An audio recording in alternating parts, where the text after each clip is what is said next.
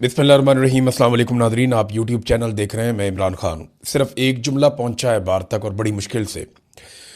मुझे मौत का कोई खौफ नहीं है। अल्लाह ने मुझे किसी मकसद के लिए ज़िंदा रखा हुआ है।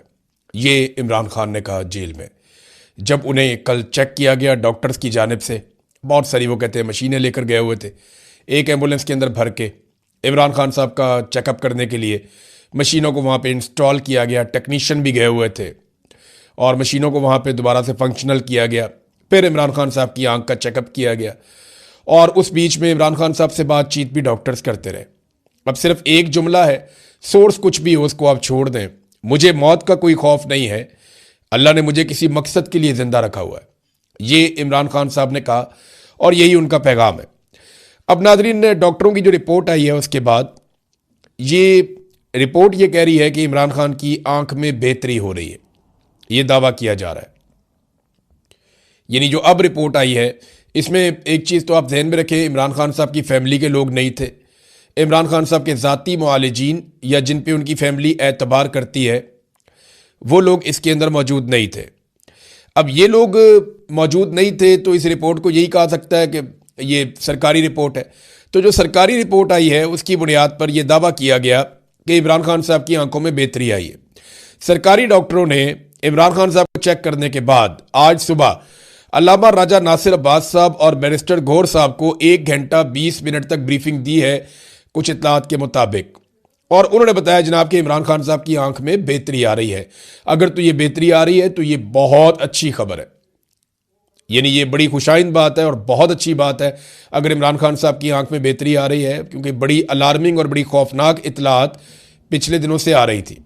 यानी दरबारी सहाफ़ी हैं, साबिक सरकारी मुलाजिम भी हैं, अफसार आलम, वो ये क्लेम कर चुके हैं कि इमरान खान साहब की आंख की बिनाई चली गई है। जबकि इस वक्त बहुत सारे टाउट्स ये लगातार कह रहे थे एक दिन पहले तक कि इमरान खान साहब की आंखें 85% तक, और कुछ ये दावा कर रहे थे कि इससे ज़्यादा इमरान खान साहब की आंखें ज़ाया हो चुकी हैं।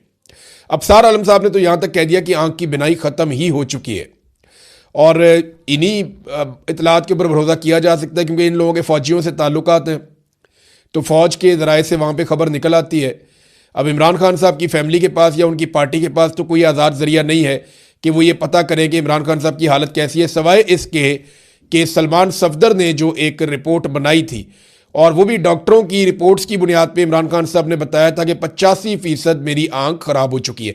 अच्छा, ये तो अब डॉक्टर भी कह रहे हैं कि जी 85% वाली बात ठीक थी, लेकिन अब इमरान खान साहब की आंख में वो कहते हैं जी बेहतरी आ रही है।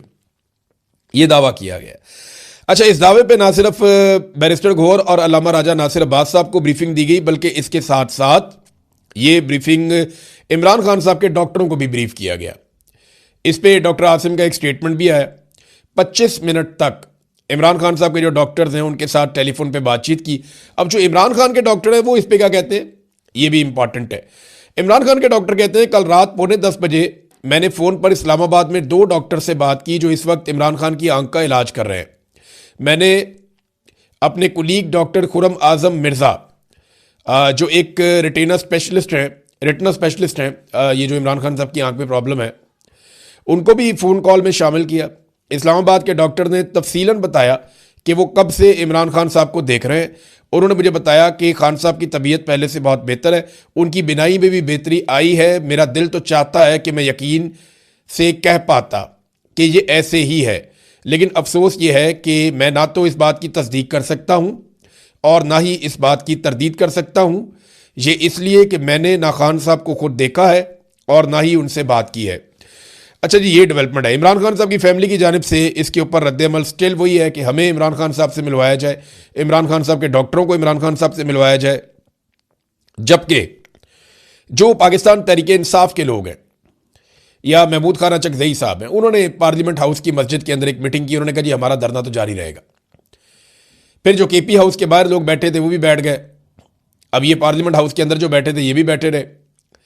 तो इन्होंने कहा जी जब तक के फैमिली को और ज़ाती डॉक्टरों की मौजूदगी में तिब्बी सहूलियात इमरान खान साहब को फराहम नहीं की जाती तब तक हम एहतजाज करते रहेंगे, हमारा धरना जारी रहेगा। तो उन्होंने तो अपना धरना ख़त्म करने से कर दिया इनकार कि जब तक तिब्बी सहूलतें नहीं मिलती। अच्छा, वहाँ पे मैं वैसे ही आपको बता दूँ कि शहरयार आफरीदी ने वहाँ पे कहा मीटिंग के अंदर कि हमने सोशल मीडिया के पीछे चलना है, अलीमा खानम के पीछे चलना है, बुशरा बीबी के पीछे चलना है या महमूद खान अचकजई के पीछे चलना है, हमें ये बात जो है ना इसका फैसला करना पड़ेगा। ये शायर यार अफरीदी ने कहा। देखिए, जिन्होंने चलना होता है ना वो अंधेरों में भी चलते हैं, वो मुश्किल हालात में भी चलते हैं, और जिन्होंने नहीं चलना होता उनके 100 बहाने। यानी वो काफिले के अंदर नुक्स ढूंढते रहते हैं कि इस काफिले में ये प्रॉब्लम है, ये प्रॉब्लम है, और सवालात ही उठाते रहते हैं। बहुत सारे लोग ऐसे होते हैं जिनका इतना हौसला नहीं होता कि वो चले। शहरयार अफरीदी को मैंने बहुत कमज़ोर पाया। यानी मुझे जिन लोगों से मुझे लगता था ना कि ये बड़े दलेर और बहादुर लोग निकलेंगे, उनमें एक शहरयार अफरीदी ने तो बहुत ही मायूस किया। यानी मुझे फ़ोन करके कह रहे थे जब मैं ISI की कैद से वापस आया कि जनाब आपने अब दोबारा कभी काम नहीं करना। वो मैं इसलिए आपको कह रहा हूँ कि आपने बड़ी तकालीफ बर्दाश्त कर ली है, तो बस आपने दोबारा कभी काम नहीं करना, आप छोड़ दें आप सहाफ़त, आपने कभी सहाफ़त नहीं करनी। ये मुझे शहरयार अफरीदी ने भी कहा, अली अमीन गंडापुर ने भी कहा। ये लोग 2 लोग ये ख़ास तौर पे PTI के जो मुझे ये कह रहे थे। तो शहरयार अफरीदी से मुझे इतनी उम्मीद नहीं थी कमज़ोरी की, लेकिन उन्होंने दिखाई है। बहरहाल नाज़रीन, जरदारी साहब देखें, इमरान खान साहब को ताने दे रहे हैं कि आप बहादुरी से जेल नहीं काट रहे। ये ज़रा जरदारी साहब की एक फ़ोटो आप देखें। ये 40 साल का आसिफ अली जरदारी है, 40 साल का आसिफ अली जरदारी है। तस्वीर भी बहुत पुरानी है। ये 40 साल का आसिफ अली जरदारी है। इसके हाथ में छड़ी है, कमर झुकी हुई है, गर्दन के ऊपर एक पट्टा पहना हुआ है, और गर्दन को भी सहारा दिया हुआ है कि वो खड़ी नहीं हो सकती, सीधी नहीं हो सकती। तो ये हालत आसिफ अली जरदारी की हो गई थी जब उसे जेल में डाला गया था। और फिर उसके बाद आसिफ अली जरदारी को जो शाहाना जेल में रखा गया है और जो मौज जेल में लगवाई गई है। अभी थोड़ा अर्सा पहले आसिफ अली जरदारी जब बीमार हुआ तो इनकी साहबजादी ने आकर 8 किस्म की बीमारियां गिनवा दी टीवी के ऊपर कि ये भी बीमारी है, ये भी बीमारी है, ये भी बीमारी है, ये भी बीमारी है। नवाज शरीफ साहब जब बीमार हुए तो उनकी बेटी ने और डॉक्टर ने वो बीमारियां गिनवा दी जो किसी एक इंसान में इकट्ठी हो ही नहीं सकती, मुझे तो ऐसा लगता है। यानी वो कभी कभी अरशाद भट्टी साहब अजरा मजाक ही सही, लेकिन वो बीमारियां गिनवाते थे तो हम सर पकड़ के बैठ जाते थे। इतनी अजीब अजीब बीमारियां मियाँ साहब को लगी हुई थी जो ये सारे गिनवाते थे कि जनाब मियाँ साहब को निकालो जेल से और बाहर भिजवाओ। अब जरदारी साहब ताने दे रहे हैं इमरान खान साहब को, और उस आदमी को ताने दे रहे हैं जो जेल से कह रहा है कि मुझे मौत का कोई खौफ नहीं, अल्लाह ने मुझे किसी मकसद के लिए जिंदा रखा हुआ है। ये ताने इनके सामने आकर खड़े होंगे जब ये जेलों में जाएंगी या इनकी औलादें जेलों में जाएंगी। अब जरदारी साहब जब जेल जाने लगे थे या उनके लिए मुश्किलात थी तो उनकी बेटी ने वावेला कर दिया था, उनके बच्चों ने रोला डाल दिया था कि ये भी बीमारी है, ये भी प्रॉब्लम है, तो उनको जनाब जमानत दी जाए मेडिकल बुनियादों पे और ये बाहर आते रहे इसी बुनियाद पे। अब मरियम नवाज ने एक वीडियो चला दी इमरान खान की एक यूनिवर्सिटी में कि जनाब इमरान खान जो है वो, और ये PTV पे इमरान खान साहब चल भी गए पहली दफ़ा, बड़े लंबे अरसे के बाद इमरान खान साहब PTV पे दिखाई दिए। और मरियम नवाज ने ये मेहरबानी की कि उन्होंने एक वीडियो दिखाई कि इमरान खान साहब नवाज शरीफ की बीमारी के ऊपर नेगेटिव कमेंटिंग कर रहे हैं। यानी इमरान खान साहब नवाज शरीफ की बीमारी का मजाक उड़ा रहे हैं। मरियम नवाज साहब ने यह कहा और वो वीडियो चला दी। तो मैं बता देता हूं उसकी हकीकत क्या है। देखिए, मियाँ नवाज शरीफ साहब जब पाकिस्तान में थे ना तो वो बहुत अजीब हालत में थे। मियाँ साहब का बार बार बताया जाता था कि उनको एक और हार्ट अटैक आ गया, उनको एक और हार्ट अटैक आ गया, उनको एक और हार्ट अटैक आ गया। 3-4 हार्ट अटैक इन्होंने गिनवा दिए। बीमारियां मिनट मिनट के बाद गिनवाई जा रही थी। प्लेटलेट्स से हर 15 मिनट के बाद गिराए जा रहे थे। हर आधे घंटे के बाद एक नई प्रेस कॉन्फ्रेंस होती थी और पाकिस्तान में रोला पड़ा हुआ था। और पाकिस्तान के जर्नैल मियाँ नवाज शरीफ से सौदा कर चुके थे। इमरान खान साहब को इस बात का आइडिया नहीं था। जर्नैलों ने मियाँ नवाज शरीफ साहब के जाली प्लेटलेट्स बनाए यहाँ पे सर्विसेज अस्पताल की इंतजामिया के साथ मिलकर, और वो जनाब हुकूमत के सामने रख दिए गए। अदालत को भी कह दिया गया, अदालत ने रोला डाल दिया कि जनाब इमरान खान साहब को जो है वो जिम्मेदारी लेनी पड़ेगी, हुकूमत जिम्मेदार होगी अगर नवाज शरीफ को कुछ हो गया। कैबिनेट की मीटिंग बैठी तो इमरान खान ने और उनकी काबीना ने नवाज शरीफ की सेहत के लिए दुआ की और उन्होंने कहा जी ठीक है, इंसानी हमदर्दी के तहत अगर ये पाकिस्तान से बाहर भी जाना चाहते हैं और अदालत कह रही है कि हम गारंटी ले चुके हैं तो फिर ठीक है, भेज दें इनको। तो इमरान खान साहब ने इंसानी हमदर्दी के तहत नवाज शरीफ के हक में दुआ करवाई और बाहर भिजवा दिया। लेकिन नवाज शरीफ साहब की जो वीडियो बनाई गई, और मियाँ नवाज शरीफ की वीडियो PMLN के लोगों ने बनाई, जहाज में चढ़ने की, बैठने की, जाने की, जो बीमारियां बताई गई थी, ऐसे आदमी को तो एम्बुलेंस में स्ट्रेचर के ऊपर जाना चाहिए था। लेकिन मियाँ साहब जनाब छलांगे मारते हुए चले गए और बड़े आराम से जहाज में बैठ गए और बिल्कुल VVIP किस्म का। और मियाँ साहब जैसे ही बरतानिया पहुंचे, मियाँ साहब के जो टेस्ट होते हैं उनके अंदर मियाँ साहब बिल्कुल नॉर्मल है। अब मियाँ साहब वो टेस्ट पब्लिक नहीं करते। पाकिस्तान में हर 2 मिनट के बाद टेस्ट पब्लिक करते थे, वहां जाके टेस्ट पब्लिक नहीं करते थे। तो इमरान खान साहब ने कहा यार ये तो बीमार थे, ये जहाज देकर सेहतमंद हो गए, ये क्या हो गया। ये इमरान खान साहब ने तनकीद की थी कि जनाब एक आदमी जिसको जाते ही अस्पताल दाखिल होना था वो अस्पताल दाखिल ही नहीं हो रहा। फिर मियाँ साहब 4 हफ्ते का कहकर गए थे, 4 साल मियां साहब वापस नहीं आए। तो जब 2 साल गुजर गए और मियां साहब ने साजिशें शुरू कर दी, एस्टेब्लिशमेंट के साथ मिलकर लंदन प्लान बना लिया, यहां पे पीएमएलएन को फ्री हैंड पाकिस्तान में मिलना शुरू हो गया और सारे करप्शन के केसेस जो है वो पसे पुश्त जाना शुरू हो गए। तो इमरान खान साहब को आइडिया हो गया कि जो लोग ये कहते थे कि नवाज शरीफ बहाना करके पाकिस्तान से भाग रहा है, वो लोग ठीक कहते थे। तो फिर इमरान खान साहब ने नवाज शरीफ पर तनकीद की और ये कहा कि ये बीमारी का बहाना करके निकला है। ये बात हुई, बिल्कुल हुई, लेकिन ये बात कभी उस वक्त नहीं हुई जब नवाज शरीफ साहब बीमार थे और ये कहते थे मैं बीमार हूं और रिपोर्टें आ रही थी। ये तब हुई जब नवाज शरीफ साहब ने बीमारी का बहाना बनाया और एक दिन भी अस्पताल में दाखिल नहीं हुए बरतानिया जाकर। कोई इलाज इन्होंने ऐसा नहीं करवाया जिसकी बीमारियां ये यहां पे बताते थे। कोई रिपोर्टें इन्होंने शेयर नहीं की जो रिपोर्टें यहां पे हर थोड़ी देर के बाद पाकिस्तान के अंदर शेयर करते थे। तो मियां साहब एक्सपोज हो गए बुरी तरह। अब आ जाए कुलसूम नवाज के मामले में। कुलसूम नवाज साहिबा जब बीमार हुई तो इमरान खान साहब ने उन्हें फूलों का गुलदस्ता भिजवाया। जिन लोगों ने कुलसूम नवाज साहिबा का मजाक उड़ाया, इमरान खान साहब ने उनकी मजम्मत की और उसकी मुखालफत की और सख्ती के साथ मना किया, बल्कि फूलों का गुलदस्ता भी भिजवाया। और मैं आपको जिम्मेदारी के साथ एक बात बता रहा हूं कि नवाज शरीफ को, मरियम नवाज को कभी भी जेल में किसी किस्म की भी मुलाकात की बंदिश का सामना नहीं करना पड़ा। ये जो चीजें अब मैं आपको बताऊंगा ये बहुत जिम्मेदारी से बताऊंगा, क्योंकि मैं उस वक्त भी रिपोर्ट कर रहा था। नवाज शरीफ साहब की रिकॉर्ड जेल के अंदर मुलाकातें हुई। जरदारी साहब को किसी किस्म की सहूलत का फुकदान नहीं था। शर्जील इनाम मेमन अस्पताल, वीआईपी अस्पताल के अंदर मौजूद थे। इमरान खान ने किसी को किसी किस्म की ऐसी सख्ती नहीं की जो गैर इंसानी सलूक हो किसी कैदी के साथ या बीमार के साथ। मियां साहब को हमेशा मुलाकातों की इजाजत रहती थी। नंबर 2, जो कुलसूम नवाज के बारे में वो कहते हैं, वो तो कोमे में थी जब नवाज शरीफ साहब पाकिस्तान आए। अब उनका एक क्लेम है कि बाद में वो होश में आई और उनका इंतकाल हो गया और मैं उनसे बात करना चाह रहा था, तो मेरी बात नहीं करवाई गई। तो इमरान खान के फरिश्तों को भी नहीं पता कि ऐसी कोई बात है। ये मैं आपको फिर जिम्मेदारी के साथ कह रहा हूं। नवाज शरीफ का जेल का मामला ये जो एजेंसियां वो देखती थी या जेल का मामला वो देखता था। अब नवाज शरीफ साहब ने किसी वक्त कहा कि मेरी बीवी से बात कराओ, उन्होंने कहा जी अभी नहीं करवा सकते, और थोड़ी देर बाद पता चला वो इंतकाल हो गया। नवाज शरीफ साहब ये कहानी बताते हैं।